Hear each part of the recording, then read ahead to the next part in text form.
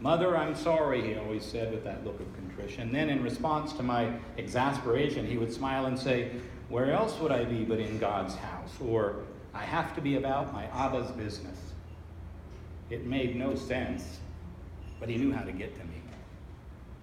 Oh, so many times I pondered his unexpected birth and wondered what in the world God had gotten me into with this one. When he finally left home, I was worried, but not surprised. He was going into the wilderness to fast and pray, he said. He was going in search of his calling. I urged him to stay and study at home, but he was determined, and I knew there was no stopping him. It was some time before we heard anything about him. I was worried sick, praying all the time. Then someone told us they had seen him out in the wilderness down south where his crazy cousin John was baptizing people in the Jordan River and calling for change.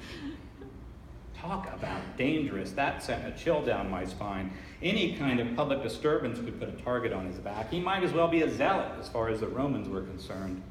But all I could do was pray. Pray and wait. After John was arrested, my son showed up in Galilee again. People told me he was preaching in houses of worship and gathering a following wherever he went. I was worried again, but not surprised and a little proud. "What is he saying?" I asked. "He says it's time to change and believe in the good news of God, for God's realm has come near." It seemed like a strange message, but something stirred in me when I heard it. God's realm has come near. The words of a child echoed in my mind. I must be about my Abba's business. When Jesus finally came home to Nazareth, I was thrilled. He spoke beautifully at the synagogue. From the back of the room, I could hear him as he quoted the prophet Isaiah, "The Spirit of God is upon me, for God has anointed me to bring good news. God has sent me to proclaim release to the captives and recovery of sight to the blind, to let the oppressed go free, to proclaim the year of Jubilee." I was so proud. Then he added, "Today this scripture has been fulfilled in your hearing," causing the congregation to grumble and stir. Now, why did he have to say that? But he went on, as was his way, preaching a sermon about how Elijah and Elisha only helped Gentiles because no one else in the land believed, and that was it. They knew he was referring to them and promptly ran him out of town. Oh, I cried and prayed that night, full of a confusion of pride and anger and fear. Then we began to hear strange things, that he was healing people and casting out demons, so that great crowds began to seek him out. It was too much for a mother. Had he not heard what happened to John, his head on a platter? I grabbed Jesus' brothers and went to find him in Capernaum, but he wouldn't even come out to see us. They told me he simply said, "Who are my mother and brothers? Whoever does God's will is my sister and mother and brother." It broke my heart, and I knew there was nothing I could do. He was in God's hands.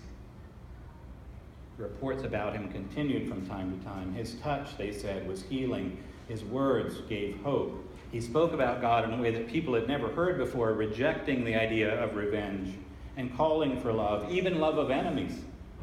He said, "Blessed are you who are poor and humble," someone told me, "and blessed are you who make peace." Everything I heard moved me and scared me at the same time. He had always been so remarkable, full of that dazzling light.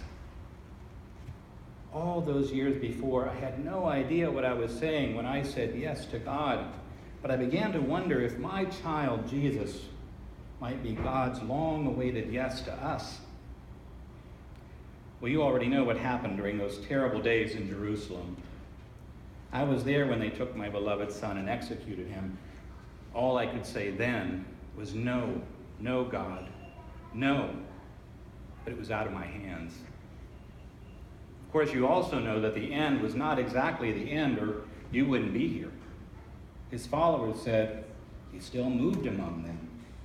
So they began to follow in his footsteps, preaching good news to anyone who would listen, caring for the poor, welcoming outcasts, healing the sick. The community that had formed around my son when he was alive did not end, but continued as a new kind of community, a resurrected community, full of a sense of hope and possibility. that same dazzling light I had once seen in my child.